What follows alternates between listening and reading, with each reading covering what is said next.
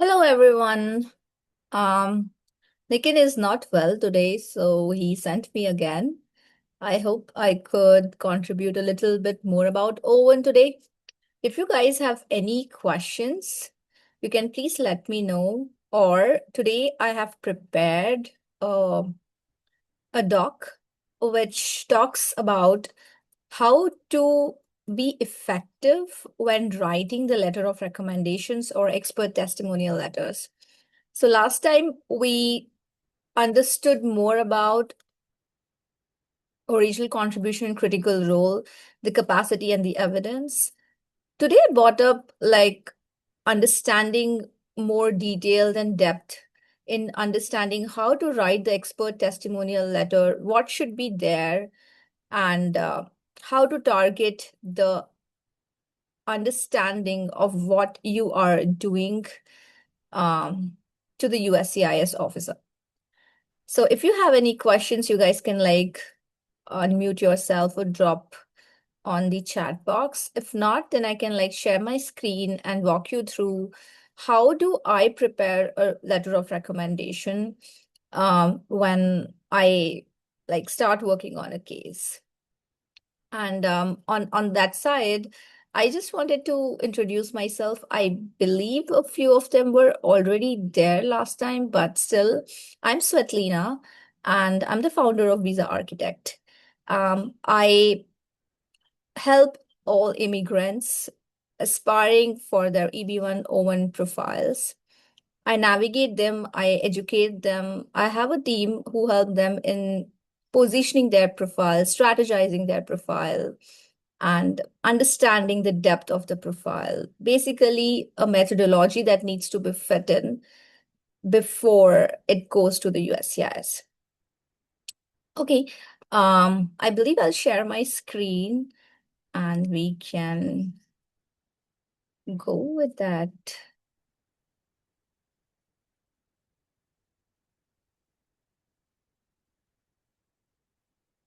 Right.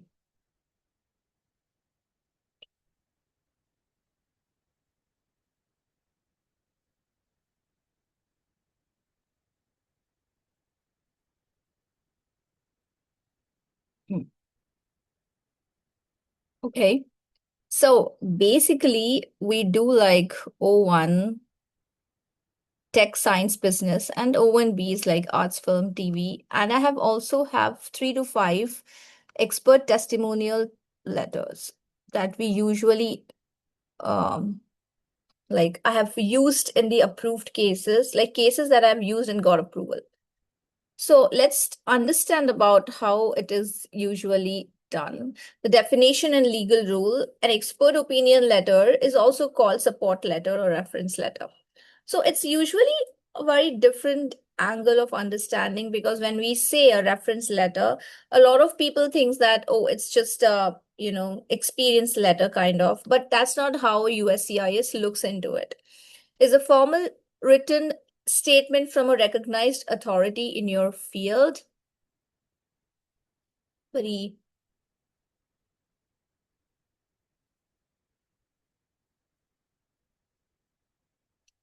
Yes, I can definitely tell you what's the difference between O1 and O1B. In terms of O1, it's usually academics, tech, business, academics, researchers, academicians inside the O1, and O1B is more about entertainment, TV, films, arts, etc. So these are two distinctive things, and USCIS is recognized very distinctively in both of them. Moving on to the place where I left is this. So, authority in your field, O1 petitions, these letters serve as the main testimonial evidence that you have extraordinary ability or extraordinary achievement. That is the core legal requirement for the O1A. So, we have to show in every particular letter what is extraordinary.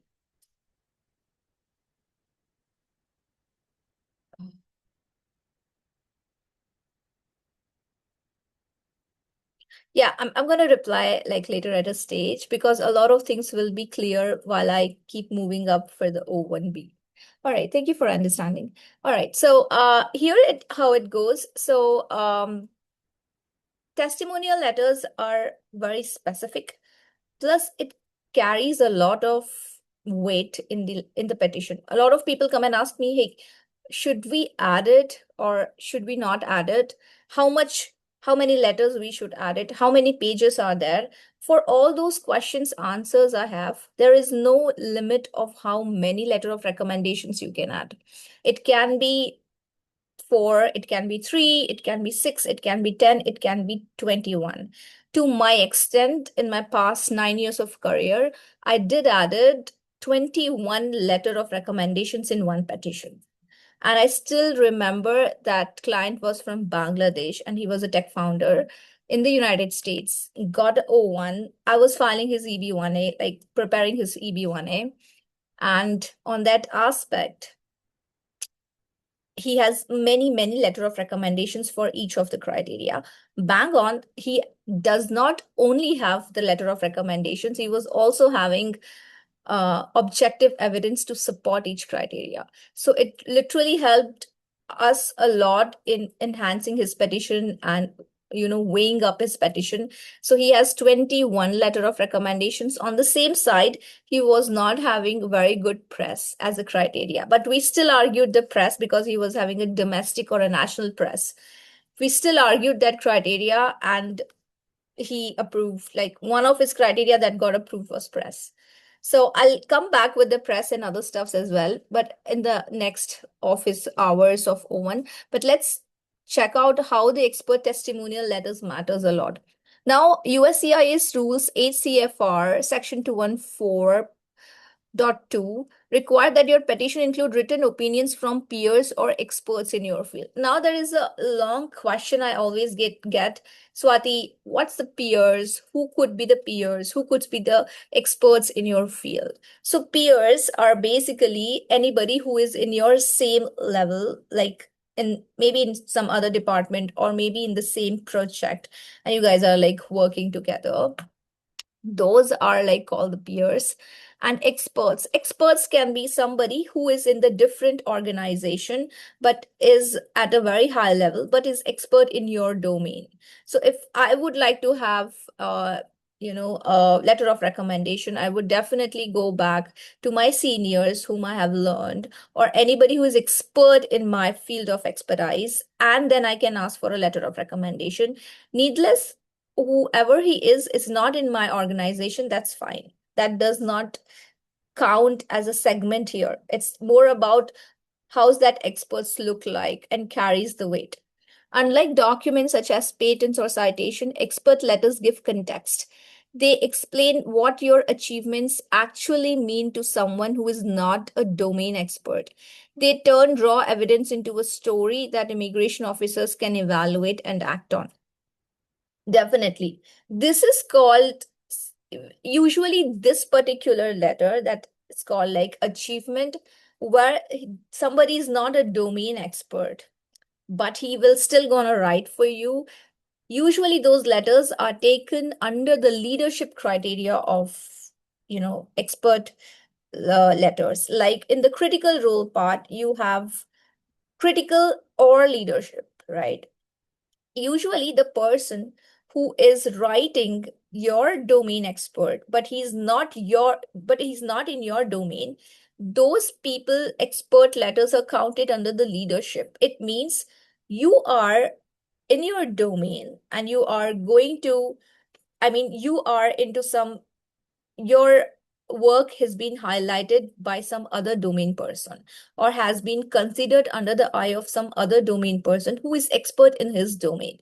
So that matters also vary. So for example, if there is a tech founder and that person is in your field of that you wanted to have somebody who is like in the same field of expertise, but your work has been recognized in length, somebody who is like a army officer or somebody who is in a different business lane and got to know about you, and when you reach out to him or her and they are able to write an expert letter for you, then it's it's actually recognized out of your domain, which is also one of the segments which usually used as a leadership role letter.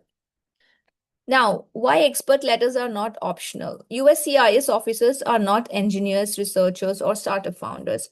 A GitHub profile or a cap table mean very little without someone credible to explain it. Letters do the translating, they connect your technical work to the legal standard of national or international significance. Without strong letters, even genuinely impressive credentials can be rejected at the evidence level. Indeed, expert letters are very important. Somebody who is like third party independent recognizing your work is one of the most important part of the letter. So I also wanted to add some things. I don't know. I don't think so. I have mentioned how these things work, but I just wanted to add here that it's when you write an expert opinion letter, it's very important who is the recommender. To weigh on the recommender's first paragraph should be more about who is the recommender, why you have chosen that recommender for yourself, to advocate your petition, what achievements that person has done, what position he has been holding, what all is that person is also extraordinary ability, how you target that person as in the expert in the area. These are some of the important aspects that you should always mention. Always mention LinkedIn profile or a resume, stack it in your petition, give it to your attorney saying that this is the particular person. Resume is very essential, or USCIS will not be able to verify whether this person is real or not, and however.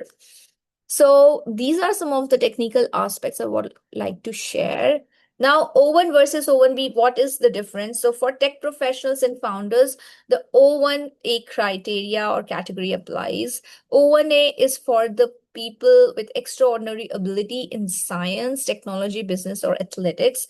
O-1B covers the arts and the entertainment. This guides focuses entirely on O-1 because for a fact, I know that a lot of people are tech people, not O1B. That's why I've made it like more comprehensive and dominant towards O1A. Standard, top of the field, nationally or internationally, distinction in ads. So somebody asked me that what's the difference, how we are going to make sure that distinctive criterias. So in the standard, there is like, when we talk about the standard of both the visas, it's like O1 talks about nationally or internationally field. You have to be on top of the international or national field. And O1B is more about distinction. Like, are you like distinctively seen in your art and culture or not? Evidence 8 USCIS criteria meet 3 or more, 6 USCIS criteria meet 3 or more. Moreover, awards, prizes, press, media release, um, all these entertainment purpose, like somebody who is vouching for you, like an expert testimonial letters, your original contribution towards that area, O1B have all those things. In O1B, you cannot argue that you have like literally a scholarly article because arts and culture might not have that kind of ways. Letter writers, peers, researchers, investors, executives for O1, and for O1B's directors, producers, critics, unions. Peer group advisor opinion from a relevant organization, O1B guild or union input sometimes required. Now, who should write expert letters and who should not? So the best people to write your letters, the strength of your letter depends almost entirely on who writes them. USCIS looks for writers who have their own strong reputation in the field. Their credibility is what makes your endorsement meaningful. Here is the ideal order of priority. Senior industry leader of executives. So always I have seen that. I like in the past I was working in length with the founder level people, profiles, and I have understood that one part is that, for example, if there is a if there is a company and CTO, CEO, COO people are like planning to file their O1 or EB1A. So each of them usually vouching for their letters, like advisory opinion letters or etc. etc. So the usually C-suite people are there, and it really helps them a lot. in understanding it or making it more viable, more confident in the letters. So a VP, CTO, head of engineering, or CEO at a well-known tech company, their job title and employer carry direct credibility, especially at recognizable companies like Google, Meta, Stripe, or OpenAI. Tenured professors or well-known researchers, university professors, AI lab directors, or scientists with strong publication record. If you work at the intersection of research and industry, letters from top universities like MIT, Stanford, CMU, Berkeley carry significant weight. Fellow founder with a notable exit or scale, a founder who has built and sold a company worth 50 million or more, or who runs a high growth startup today. Peer endorsement from within a startup community works well for business focused criteria. Venture capital investor or board member, general partners at the top VC firms like a 16C, Sequoia, or Accel who have personally evaluated or invested in you, VCs can speak directly to how rare your talent is and what kind of market impact you have made. So, if your startup is already having, a venture capital investor, so you can ask that investor to write a expert testimonial for letter for you because that person is the most correct person to evaluate your, you know, technology or the service that you are bringing or the product that you are bringing. They are investing, it means they have seen the core part of your subject area. Conference committee member or award judge, someone who sits on the organizing committee of major industry events like Neura IPS, ICML, CVPR, or TechCrunch Disrupt. Their letter can directly support the judging criteria. See, whatever examples I'm giving, it's not just only these can be applicable, alike or different from them are also applicable. It depends upon case to case, it depends upon field to field. So these are very famous and open kind of examples that I have put. But this is not the only examples that are going to be implemented. Who should not write letters? Direct supervisors without their own independent stature, such as HR managers or teammates at the same level, family members or personal friends with no professional connection in your field. Yeah, that's very important. You cannot have like a neighborhood or a personal friend writing letters about you, which does not makes any significance in your, profile. Anyone who cannot speak specifically to your work and its impact. Generic praise is a red flag for USCIS. Always, always, always choose one thing. Pick up a criteria and implement that recommenders or recommendation into that criteria rather than showing the whole criteria as like in a generic manner. It does not makes much sense. They take it as a very lightly, but when you go criteria wise, they take it very seriously because it's very specific. So USCIS is more about specificness rather than going about a general thing.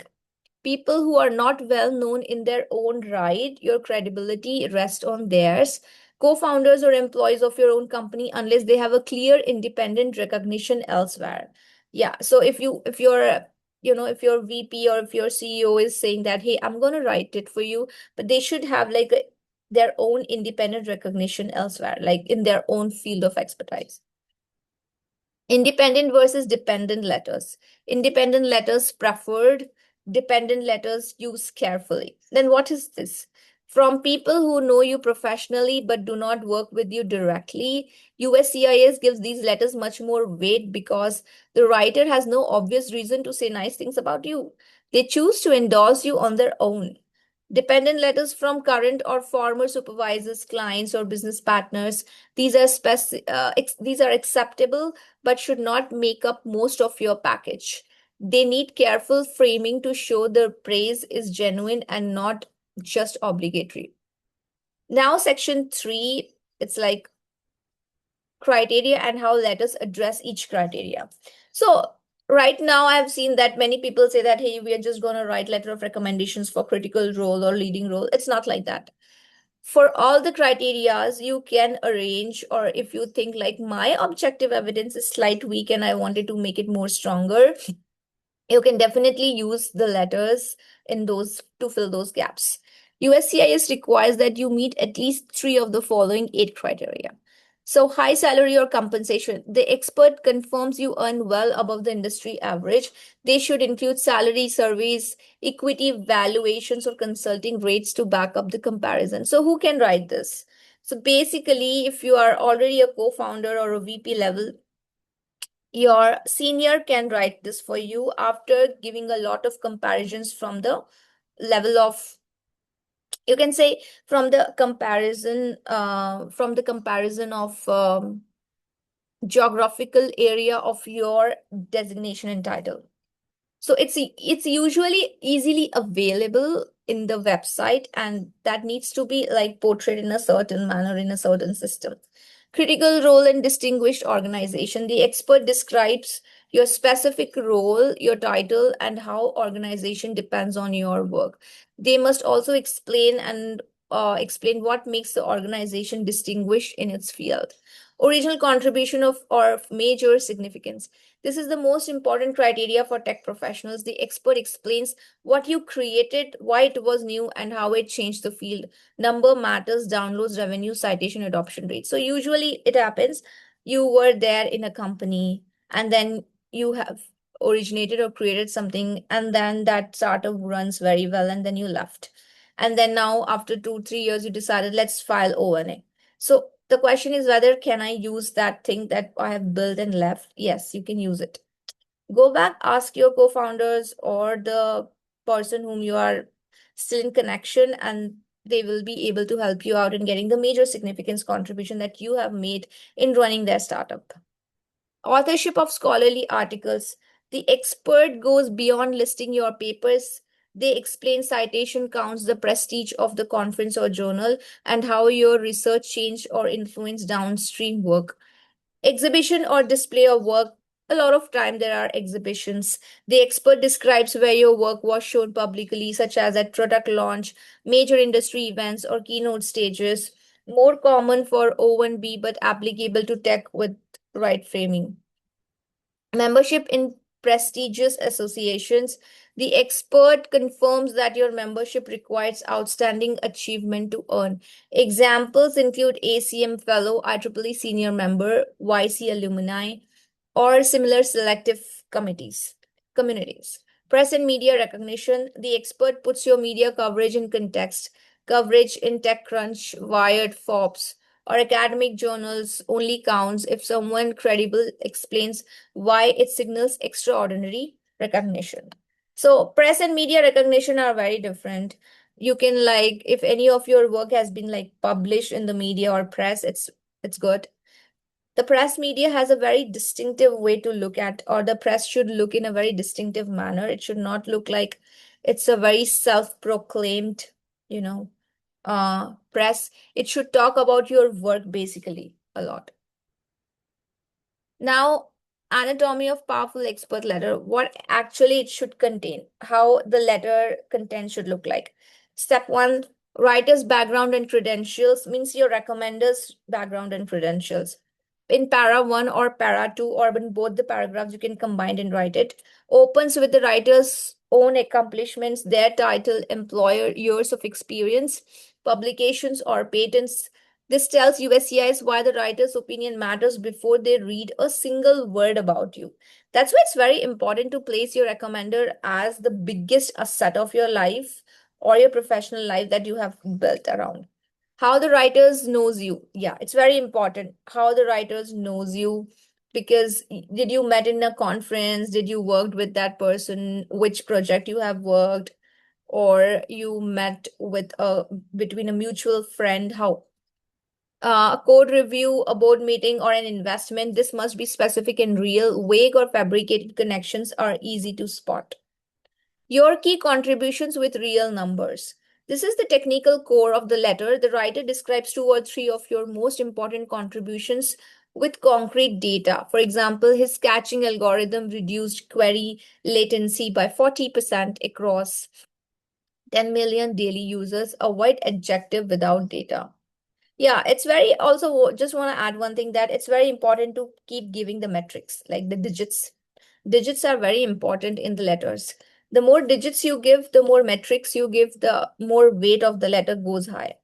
Where you stand compared to your peers. So they will also be going to write what they see in you very much highlighted as comparatively to others.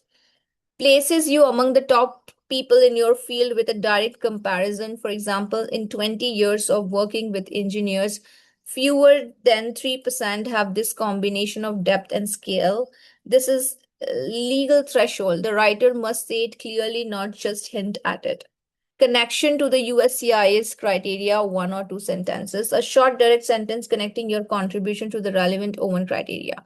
Yeah, whichever criteria you are going to like say, for example, critical role, original contribution, press media, whatever, you can write one or two lines or like a paragraph about how this particular thing is connected with that criteria. Attorneys often add this language. Example, the above reflects original contribution of major significance to the field of machine learning under this. Closing statement and contact information. Yeah, if you are on the letterhead, if you're giving this on the letterhead, that's fine. If you're not giving in the letterhead, it's very, very important that you put the, information, contact information of the recommender. Writer ends with a clear statement to support your visa petition and offers to answer follow-up questions. Full contact information, including email, title, institutional letterhead, must be included. Letters without contact details are frequently flagged. So if even letterhead is not possible, don't worry. It's an optional. It's not a blocker. A4 size works, but please do not forget to give the contact information, the full name of the recommender, the address of the recommender or the office address of the recommender, the phone number, the email ID, and what's their designation and title. So ideal length is 2 to 3 pages, but I have also drafted letters till 6 pages. So 4 pages are acceptable. If there is so many of things to explain, like for example, if you're vouching for high remuneration, so comparatively data will be used, so it might go to 6 page. So that's totally fine. 4 pages are totally acceptable. Always use official letterhead with the writer's institution logo. These are some of the things which is not mandatory. But yeah, if you add this thing, it enhances your profile and it adds the credibility in your profile. That's it. Sample letter, senior ML engineer at Big Tech. So I have just drawn some kind of things that I've changed the name of the person and everything in detail, but I definitely have kept the same, segment of it. These are like actually used and being approved in the previous I-140 petitions and also on O-1 petitions. So, writer credentials. I'm the director of AI research at DeepMind, leading a team of 80 researchers. I have authored 140 or more peer-reviewed paper with 25,000 or more citations and have served on the program committees of ICML and ICLR for the past decade. Relationship. This is very small, like a crux, you mean. Like a very small crux I have given, but that's not how it should be. It will be written a lot more, like which articles got the highest citation you can mention, 80 researchers, other stuff. I mean, you can also highlight the deep mind, research at deep mind, what all things he has developed and everything. Relationship. I became aware of applicant work in 2021 when his paper on efficient transformer architecture was presented. I later invited him to serve as the reviewer for our internal research grant program, a role extended only to researchers at the frontier of the field. So now you have established the relationship. Relationship should be very, you know, established kind of. It can't be like, hey, I met in a conference. That's it. Which conference? What you were doing? What he was doing? Um, what topic you have like started gelling up with? And since then you were in touch. Did you met again? All these small detailings are very important. It's basically like you are telling the USCIS you are not in front of them, but you know for a fact that you have to convince them. So your tone, your language, your description should be like not too much, not too less, but very balanced. Because USCIS is an authority and we have to always make sure that how much we should write to make sure that it's not going more or it's not coming less. Contribution. His mega sparse attention mechanism reduced inference cost by 62%, models exceeding 7 billion parameters, making deployment economically viable at a scale framework with 40,000 or more GitHub stars, and cited in 180 subsequent papers within 18 months. So this is a short way of writing it, but that's not only this 4 lines will be used. It has to come up more descriptive.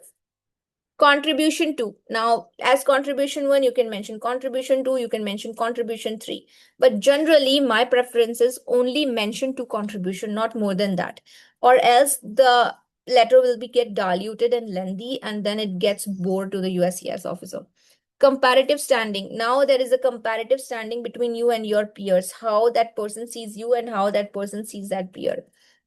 Criteria link. The above demonstrates original scientific contributions of major significance in the field of machine learning in discovering O-1 criteria, and then closing. What makes this letter work? Specific numbers. See, the more metrics you will put, the more information or more weighing of that particular letter will increase. Nowadays, what I also do is like this. So, for example, it says that, 25,000 or more citation. So to substitute and prove this, you can also put a Google Scholar page profile after this particular letter. After the resume of the recommender, after that you can put the 25, that Google Scholar. Now it says that it's 7 billion parameters, parameters, 62% on model exceeding. If we have any kind of document or statistics to show this, we can also show, and we can write over here exhibit A.2, whatever the exhibit number is. That also a very good way to do it. Specific number 62%, cost reduction 40K. This wake naming peer computers like Google Brain shows how hard the problem actually was. So always remember, when you are comparing yourself with the peers, you also have to mention the names of the peers, like when you're comparison, so that they can understand that who were your competitors and with whom you have fought and come so far, right? It's very, very important. Sample letter B, tech startup founder. So it's a tech startup founder. It's the same context with the different things. So what's the difference between the founder letters is business metrics should lead. Equity can support the salary criterion. So ARR growth rate, valuation, headcounts, market share, and fundraising rounds. These numbers help non-technical officers understand your impact in terms of they can evaluate and verify. Equity can support the salary criterion. For founders, the value of equity from investment rounds can be used to satisfy the high compensation criteria. Writers from VC backgrounds are well placed to speak to this directly. Now, there is a catch here. So most of the time, you might see that, oh, I'm writing this letter for my original contribution. But you might also end up landing using this letter for the high remuneration salary also, because the growth of that particular segment also highlights how much the growth it would be, how much you have earned, or how much the company has been earned, and those backup or those storyline can be channeled to the high remuneration as well. So it totally depends upon how it works. Now, I've also figured out some mistakes that we all do, and I have seen when I start reviewing the letter of recommendation. So when I see for the first time, so these are the common mistakes that I see. Generic praise with no specifics. Oh, brilliant, innovative, world class, exceptional. Please do not use these words. These are something that USCIS does not like to use it at all. Writer credentials not established. So credential of the writer is not established. Some people write like very generic surface level language. This is a very good recommender. I worked with him. Such kind of language doesn't work. So you have to establish the recognition and the weight of of your recommender. No connection to the criteria. Likewise, there should not be a generic criteria. There should not be any generic letter of recommendation. There always has to be a criteria relationship to make sure that specific distinction is maintained in the O1 petition. All letters from the same company or network, not at all. I tell you a catch here. What happens, for example, you are like 15 years of experience and now feeling like filing O-1. So most of the people, like Swati, it's very easy to get from the current company. No, you cannot just add every letter from the current company. You also have to bring some letters from your past employers. If you have three employers, ideally depends upon the projects or the work that you have developed or created or deployed. And based on that, you can bring up the letter of recommendations. Like, for example, in the current company, you are in 6 years and you have worked on four projects, and four of them have a heavy weight. You can definitely can have four different letter of recommendations. At the same time, when in the previous organization you worked for three employers, you worked for like 3 years with different one project or two project. It depends which project carries a lot of value and which one you should like go ahead with. It totally depends upon how you would like to do it. Letter contradicts the petition narrative. Yeah, letter should not ever contradict the narration. So it should always with async. It shouldn't be like you are saying something in your petition and the letters are contradicting totally. Superlative with no comparison, one of the best engineers in the world with nothing to back it up. No, it doesn't make sense. Let's not use it. Let's use the metrics and the concrete language for it. No letterhead or no signature. Please do not do this. Avoid all these informations. Letterhead is optional. Letterhead is optional, but definitely you can just make sure you put up the contact information and every detail that I highlighted to you in the previous in few minutes before. Writer is genuine but not well known. Yeah, it's like there are lots of genuine writers, but it's not well known, then there is a problem. And well known does not mean that everybody, the whole world should know that person. Specific domain people should know that person. Like he is contributing very good things. Same letter reused for multiple criteria. No, one letter can be used in two criterias, but using the same things is very difficult. So these are some of the points that I have like, you know, just try to come up across. So this is the briefing process. Like whatever I have said, it's just like in the brief part of it. Um, Yeah. Okay. Let me take some questions out here. Mm, okay. But are the criteria different? Yeah, as I said, criterias are always different. So you cannot expect in O1B authorship articles. Those are very technical, and this will always be in O1.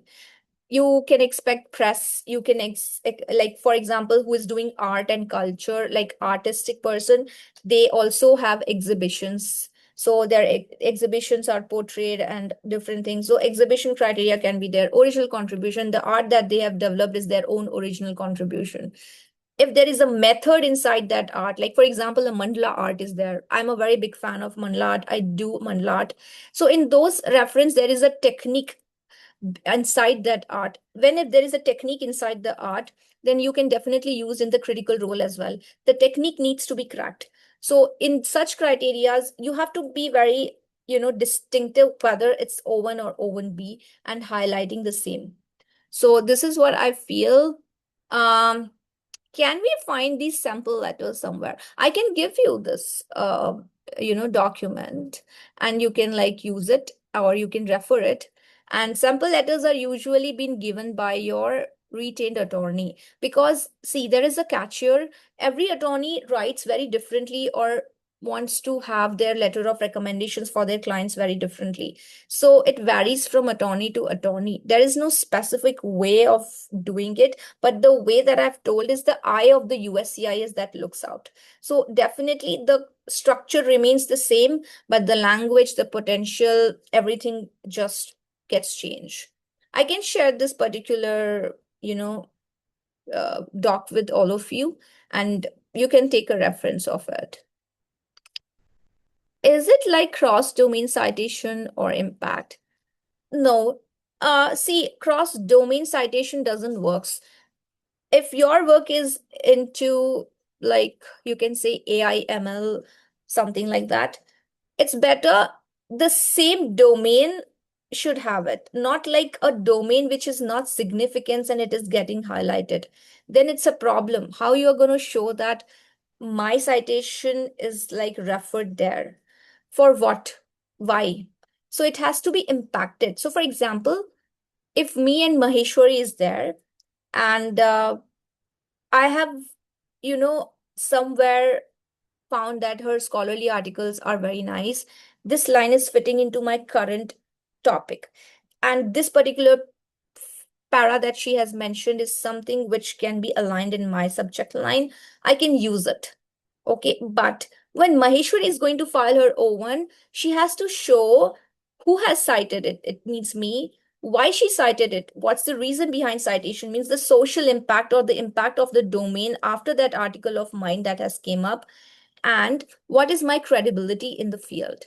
That's how it works. That's the whole full packet works like this way. And that's how we navigate things. So it has to be very concrete when we talk about it. I hope I'm clear. Do you guys have more questions?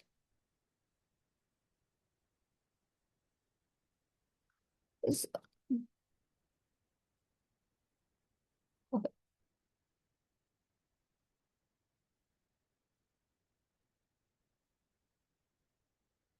Yeah, I'm going to share your doc right away.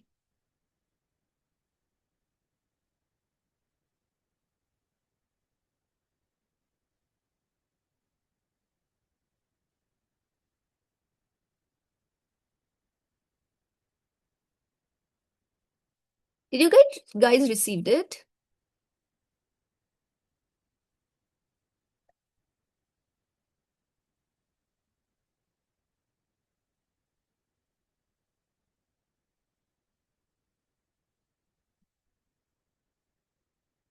Okay. Cool. Anybody else has any questions? If not, then I'll see you again with next topic. If you guys want me to come up with any prepared topic, you can let me know. You can email me at swati@visaarchitect.com and I'm going to prepare that topic and come up. Okay, Benjamin has some. Okay, chat off. Mm, mm.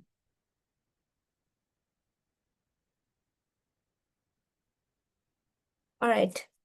Thank you so much. Have a wonderful evening. Thank you. Bye bye. Take care, all of you.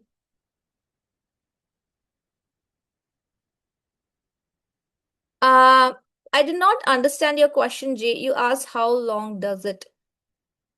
What is that? How long does it take for the whole? Oh, okay, take for the whole O1 process. See, it totally depends.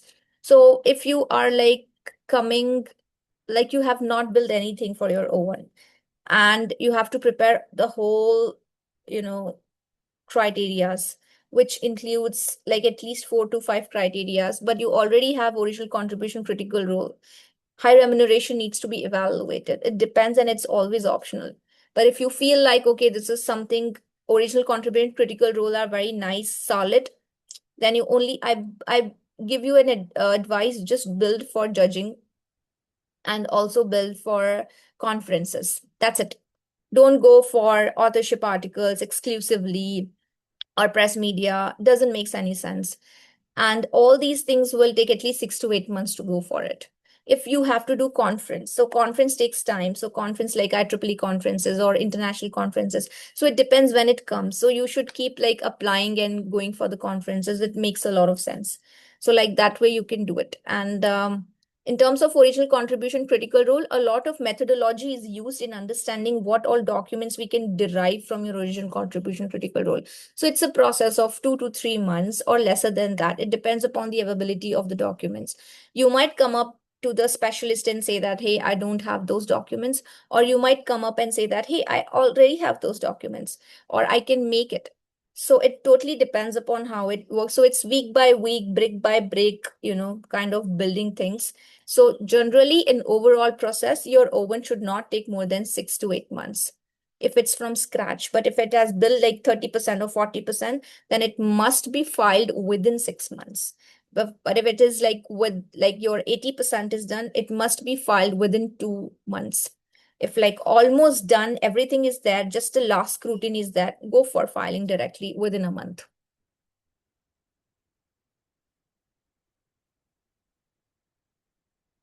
Yeah, can drop.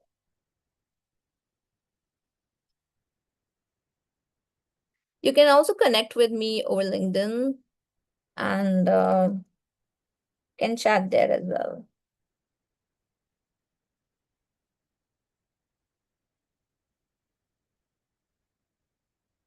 Okay, let me send my LinkedIn URL.